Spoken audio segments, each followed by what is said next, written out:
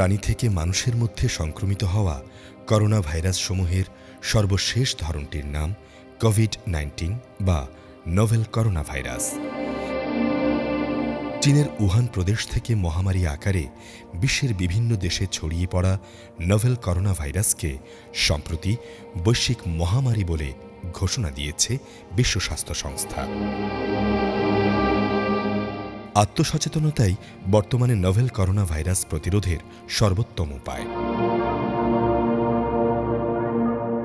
Corona virus নিয়ন্ত্রণ করতে গেলে আমাদের 3 পর্যায়ে এটা করতে হবে। একটা হচ্ছে ব্যক্তি পর্যায়ে, একটা হচ্ছে সরকারি পর্যায়ে, একটা হচ্ছে সামাজিক পর্যায়ে। ব্যক্তি পর্যায়ে হলো যে আমরা হাতের পরিচ্ছন্নতা বজায় রাখবো, কাশি শিষ্টাচার বজায় রাখবো। ব্যাপকভাবে ছড়িয়ে পড়া থেকে আমরা রক্ষা পেতে চাই, এটাকে আমরা আটকে দিতে চাই, আমাদেরকে নিয়মিতভাবেই সাবান দিয়ে হাত ধুতে হবে। কারণ ভাইরাসটা অধিকাংশ ক্ষেত্রেই আমার হাতের মাধ্যমে নাক, চোখ, মুখে স্পর্শ করলে সেটি সংক্রমিত আমি হতে পারি। দ্বিতীয় হচ্ছে কাশি শিষ্টাচার বজায় রাখা। হাঁচি কাশি আসলে আমার হাত দিয়ে ঢেকে নিব যেন এটা ছড়িয়ে না পড়ে। এটা 1 মিটার পর্যন্ত ছড়িয়ে যায়। যেখানে সেখানে কফ থুতু ফেলবো না, এই কফ থুতুর মাধ্যমে এটা ছড়িয়ে পড়ে। কোভিড-19 ভাইরাসটি আকারে অপেক্ষাকৃত বড় হওয়ায় বাতাসে বেশি সময় ভেসে থাকতে পারে না।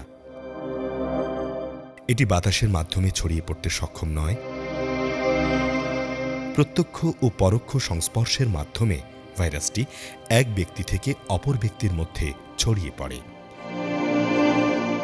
হাঁচি, কাশি, লালা, থুতু থেকে কোভিড-19 সরাসরি সংক্রমণ ঘটাতে সক্ষম। যারা বয়স্ক মানুষ আছেন, যারা ডায়াবেটিস, ব্লাড প্রেশার, ক্যান্সার আছে বা কিডনির সমস্যা আছে বা অ্যাজমা রোগ আছে, যাদের প্রতিরোধ ক্ষমতা দুর্বল হয়ে গেছে, তারা এখন থেকেই ভিড় এড়িয়ে চলুন। অনাবশ্যক ভ্রমণ তিনি করবেন না। খুব জরুরি প্রয়োজন হলে তিনি যাবেন। আগে যদি আমরা সাবধান থাকি তাহলে আমরা এই রোগটা বিস্তার থেকে রক্ষা করতে পারব। এই রোগের লক্ষণসমূহ জ্বর, কাশি, শ্বাসকষ্ট, অবসাদ, গলা ব্যথা। কোভিড-19 সংক্রমণের প্রায় 2 থেকে 14 দিনের মধ্যে আক্রান্তের শরীরে লক্ষণসমূহ দেখা দিতে পারে। সুস্থ ব্যক্তি থেকে কমপক্ষে 1 মিটার দূরত্ব বজায় রাখুন। জনসমাগম বা কোলাহলপূর্ণ স্থানে গমন থেকে বিরত থাকুন। দ্রুত IEDCR এর হটলাইনে যোগাযোগ করে পরামর্শ এবং যথাযথ পদক্ষেপ গ্রহণ করুন। হটলাইনে যোগাযোগের জন্য 17টি নাম্বার রয়েছে। তার মধ্যে গুরুত্বপূর্ণ নাম্বারসমূহ 019371100011, 0193700011, 019277111784, 019277111785। স্বাস্থ্য বাতায়ন 16263। যারা ভাইরাস আক্রান্ত দেশ থেকে আসছে তাদের যদি জ্বর থাকে সঙ্গে সঙ্গে তাদেরকে হাসপাতালে নিয়ে যাওয়া হচ্ছে আইসোলেশন করে এবং তাদের পরীক্ষা করা হচ্ছে।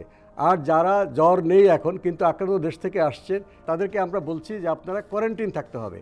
কারণ এখন আপনার দেহে জ্বর নাই কিন্তু শরীরে হয়তো ভাইরাসটা থেকে আছে, ভাইরাসটা লেগে আছে। সেই ভাইরাসটা হয়তো ম্যাক্সিমাম 14 দিনের মধ্যে আপনার মধ্যে লক্ষণ দেখা দিতে পারে। তার আগ পর্যন্ত আপনাকে অবশ্যই আপনার ঘরে থাকতে হবে।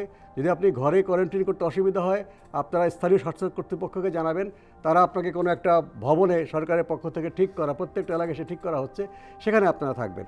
কিন্তু আপনাদেরকে আমাদের সনির্বন্ধ অনুরোধ, এই ভাইরাসটাকে যেন না ছড়িয়ে পড়ে।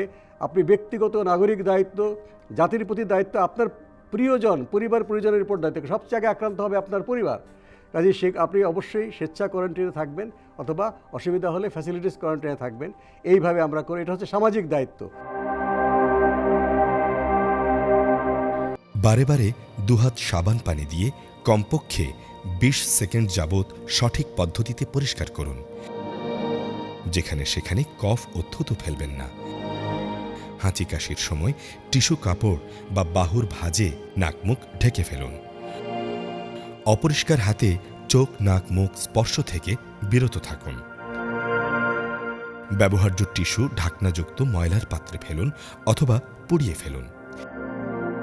পূর্বে কোনো জটিল অসুস্থতা আছে এমন ব্যক্তিদের ক্ষেত্রে বিশেষ সতর্কতা অবলম্বন করা জরুরি। একাধিক জনের স্পর্শ করা দ্রব্যাদি যথাসম্ভব এড়িয়ে চলুন এবং স্পর্শের পর হাত ভালোভাবে পরিষ্কার করুন।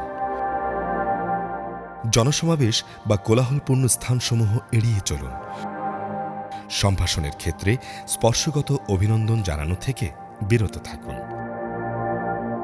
সর্বশেষ, যে কোনো ভ্রান্ত ধারণায় দ্বিধান্বিত না হয়ে সর্বোচ্চ বিশ্বাসযোগ্য মাধ্যমটি থেকে সঠিক তথ্যটি সংগ্রহ করুন। একজনের ব্যবহৃত গ্লাস বা চামচ অন্যজন ব্যবহার করা থেকে বিরত থাকুন।